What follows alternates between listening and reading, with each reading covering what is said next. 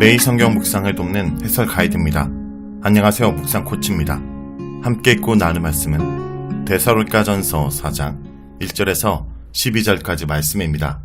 바울은 데살로니가 성도들에게 하나님을 기쁘시게 하는 삶을 살기 위해 더욱 많이 힘쓰라고 권면합니다. 하나님을 기쁘시게 하는 삶이란 죄악된 욕망, 특히 성적인 욕망을 따라 살지 않고 성령을 따라 사는 거룩한 삶을 의미합니다. 먼저 1절에서 8절 읽겠습니다. 그러므로 형제들아, 우리가 끝으로 주 예수 안에서 너희에게 구하고 권면하노니 너희가 마땅히 어떻게 행하며 하나님을 기쁘시게 할 수 있는지를 우리에게 배웠으니 곧 너희가 행하는 바라 더욱 많이 힘쓰라. 우리가 주 예수로 말미암아 너희에게 무슨 명령으로 준 것을 너희가 아느니라. 하나님의 뜻은 이것이니 너희의 거룩함이라. 곧 음란을 버리고 각각 거룩함과 존귀함으로 자기 안에 대할 줄을 알고 하나님을 모르는 이방인같이 세욕을 따르지 말고 이 일의 분수를 넘어서 형제를 해하지 말라. 이는 우리가 너에게 미리 말하고 증언한 것과 같이 이 모든 일에 주께서 신원하여 주심이라. 하나님이 우리를 부르심은 부정하게 하심이 아니요 거룩하게 하심이니 그러므로 저버리는 자는 사람을 저버림이 아니요 너에게 그의 성령을 주신 하나님을 저버림이라. 1절에서 2절은 더욱 힘써 하나님을 기쁘시게 하라 말합니다. 어떻게 행하며 하나님을 기쁘시게 할 수 있는지는 하나님을 기쁘시게 하기 위해 어떻게 행하였는지를 뜻하는 표현입니다. 마땅히 라는 것은 반드시 그렇게 해야 된다는 당위성을 부각합니다. 그리스도인으로서 합당한 삶, 하나님을 기쁘시게 하는 삶은 선택의 문제가 아닙니다. 성도에게는 반드시 행해야 할 삶의 모습이 있음을 보여줍니다. 바울은 마땅히 행해야 될 교훈을 데살로니가 성도들에게 전달했습니다. 개역개정에는 우리에게 배웠으니 라고 되어 있는데 배웠으니로 번역된 단어는 받다 라는 뜻입니다. 권위 있는 전통을 받은 것을 뜻하는 기술적 용어로 자주 사용되었습니다. 바울은 충실한 전수자로서 하나님을 기쁘시게 하기 위해 어떻게 행해야 되는지를 데살로니가 성도들에게 전했고 그들은 그것을 받았습니다. 받은 것을 전해주어 다른 사람 또는 다음 세대가 받게 하는 거룩한 전통 계승은 오늘날에도 계속되어야 합니다. 교훈을 받은 후에 성도들은 그들이 받은 대로 행했습니다. 바울은 곧 너희가 행하는 바라 라고 말하며 그들이 행하고 있음을 인정합니다.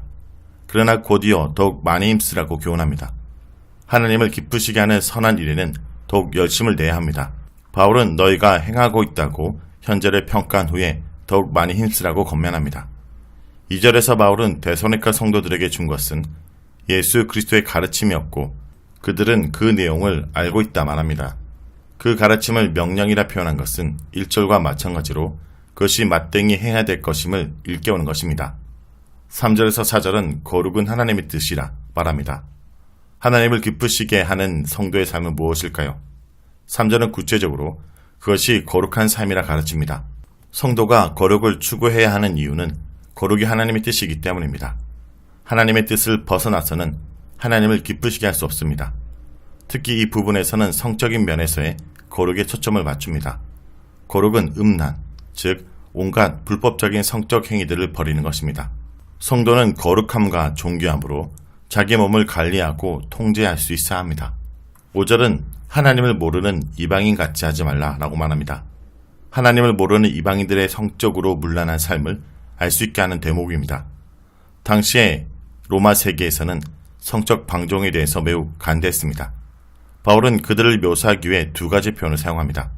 첫째는 그들은 생욕을 따른다라는 것이고 둘째는 그들은 하나님을 모른다는 것입니다. 하나님을 모르는 세상 사람들은 성도들에게 그들과 같아지라고 유혹합니다. 바울은 하나님을 아는 지식을 가진 성도는 세상의 사람들과 달리 생욕을 따르지 말고 자기 몸을 어떻게 통제해야 될지 알아야 된다고 가르칩니다.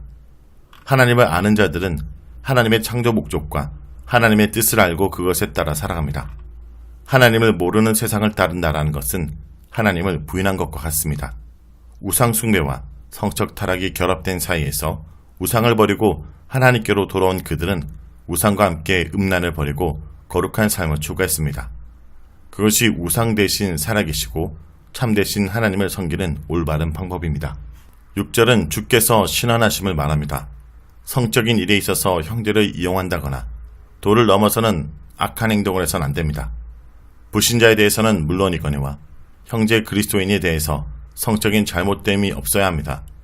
본문이 정확히 어떤 경우를 가리키는지 알 수 없지만 형제와 친밀한 관계를 이용한 그의 아내나 여종과의 성적 관계를 암시할 수도 있습니다.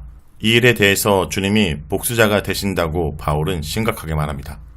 주님의 정의로운 심판이 반드시 주어진다는 경고의 말씀입니다. 성적인 죄는 관련된 남녀 당사자들만의 문제가 아닙니다.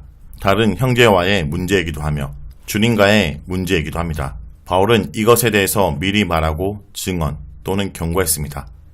바울은 데살로니가의 상황을 잘 알고 적절한 교훈을 이미 주었습니다. 그러나 반복해서 그 교훈을 일깨우고 재교육합니다. 1절에서도 그들이 받은 교훈을 상기시키며 더욱 힘쓰라고 권면했고 2절에서도 너희가 아느니라 라고 말하며 이전에 준 명령을 기억나게 합니다. 이전에 미리 말하고 경고한 것을 6절에서 다시 언급합니다.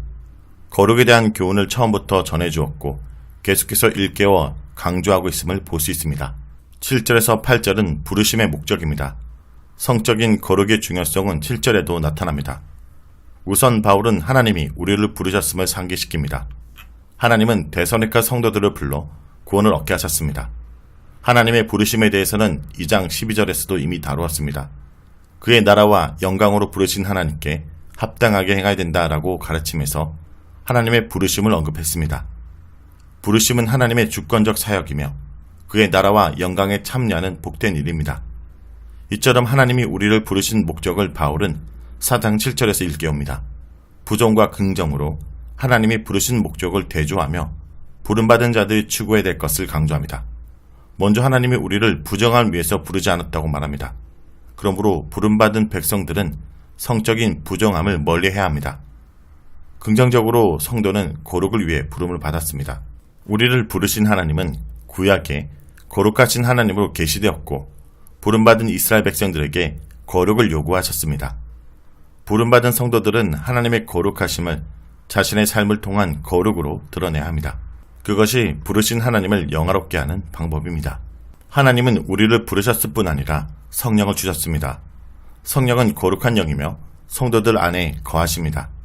그러므로 성도의 몸은 성령이 거하시는 성전입니다. 성도는 성전된 몸을 거룩함과 존귀함으로 사용하고 통제할 수 있어야 합니다.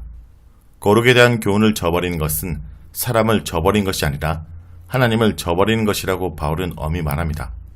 여기서 사람은 일반적 사람을 가리킬 수도 있지만 이런 가르침을 주는 바울을 암시하기도 합니다.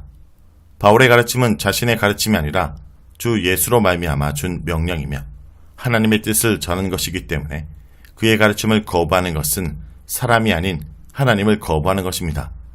성도는 자신을 부르시고 성령을 주신 하나님이 거룩하신 분이며 거룩을 위해서 부르셨다는 것을 깨닫고 하나님의 뜻인 거룩을 삶을 통해서 드러내야 합니다. 하나님을 기쁘시게 하는 이와 같은 삶을 바울은 더욱 힘쓰라 권면합니다. 9절에서 12절 읽겠습니다. 형제의 사랑에 관하여는 너에게 쓸 것이 없음은 너희들 자신이 하나님의 가르치심을 받아 서로 사랑함이라. 너희가 온 마게도냐 모든 형제에 대하여 과연 이것을 행하도다. 형제들아 권하노니 더욱 그렇게 행하고 또 너에게 명한 것 같이 종이 자기 일을 하고 너희 손으로 일하기를 힘쓰라. 이는 외인에 대하여 단정히 행하고 또한 아무 궁핍함이 없게 하려 함이라. 9절에서 11절은 더욱 사랑하라 라고 말합니다. 하나님을 기쁘시게 하는 삶을 살라라고 권면한 바울은 구체적 방법으로 성적인 거룩을 강조한 데 이어 본절에서는 형제 사랑을 요청합니다. 데살로니가 교회는 서로 사랑하는 교회였습니다. 그들은 하나님의 가르치심을 받아서 그렇게 하고 있다 말합니다. 형제 사랑은 하나님이 가르치시는 삶의 원리입니다. 거룩함을 하나님의 뜻이라고 했던 바울은 형제 사랑을 하나님의 가르침이라 말하여 형제 사랑의 중요성을 부각시킵니다. 데살로니가 성도들의 형제 사랑은 데살로니가 교회 내에서뿐 아니라 온 마게도의 모든 형제들에게까지 확대되었습니다. 그들은 사랑의 지경을 넓혔습니다. 데살로니가 성도들은 그들의 도시를 방문하는 형제들을 한대했거나 마게도냐 지역의 궁핍한 성도들을 돕는 수고를 한 듯합니다. 바울은 형제 사랑을 실천하고 있는 성도들에게 더욱 힘쓰라 강령합니다.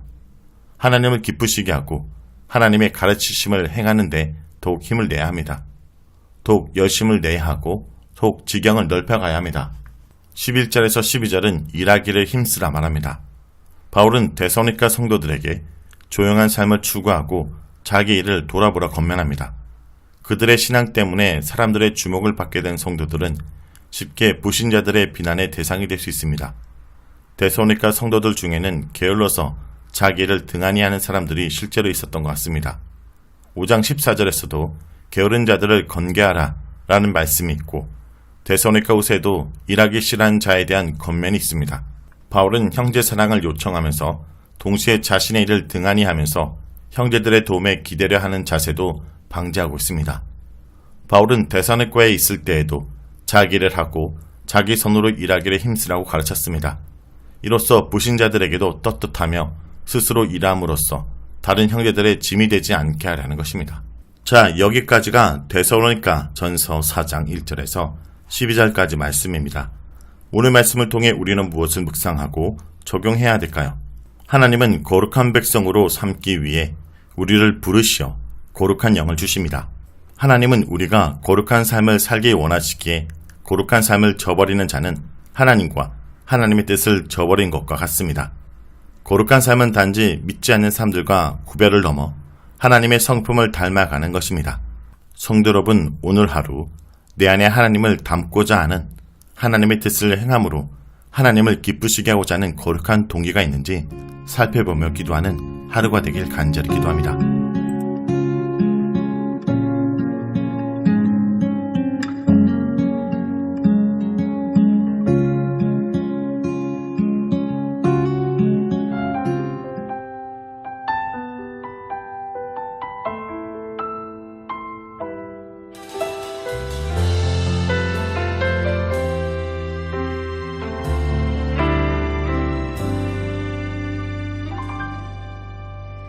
나의 평생에 가장 복된 일은 내가 예수님을 만난 것이라.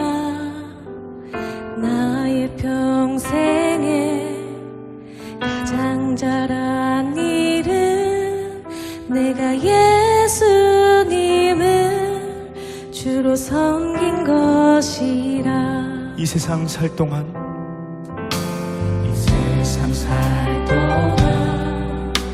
내가 걷는 길이 때론 험하여서 넘어질 때도 주의 강한 손이 나를 붙드시니 나는 예수님만 주로 섬기며 살리. 나는 주를 섬기는 것에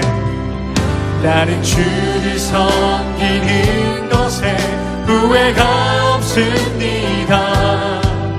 내가 걸어온 모든 시간 다 주의 은혜니 내가 걸어간 모든 날도 주만 섬기며 살리. 오직 예수 이름 부르며 살아가리라.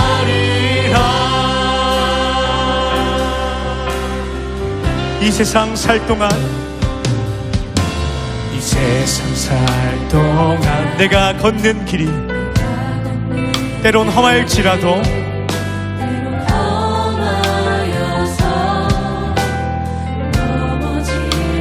주님의 강한 손이 바로 우리들을 붙드십니다. 우리들은 예수님만 섬기며 살기를 원합니다. 주로 섬기며 나는 주를 섬기는 것에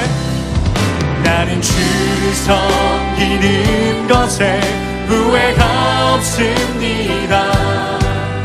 내가 걸어온 모든 시간 다 주의 은혜니 내가 걸어갈 모든 날도 주만 섬기며 살리. 오직 예수 이름 부르며 살아가리라. 나는 주를 섬기는 것에 없습니다. 내가 걸어온 모든 시간 다 주의 은혜니 내가 걸어갈 모든 날도 주만 섬기며 살리 오직 예수 이름 부르며 살아가리라. 이것이 나의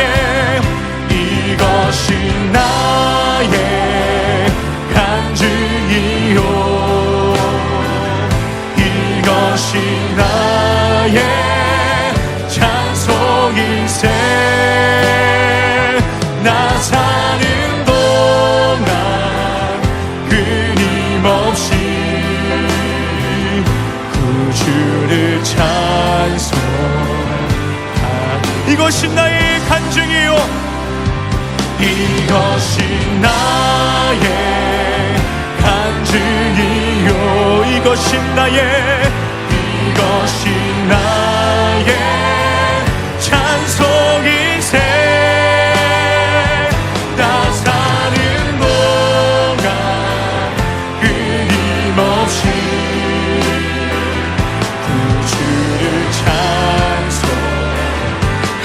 찬송하리로다. 나 사는 동안 끊임없이 구주를 찬송하리로다.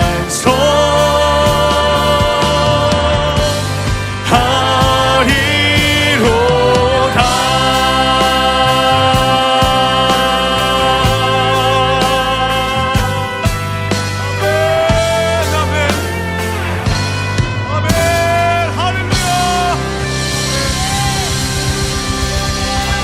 아멘 할렐루야. 여기서 역사하신 주님의 이름을 찬양합니다. 아멘 아멘.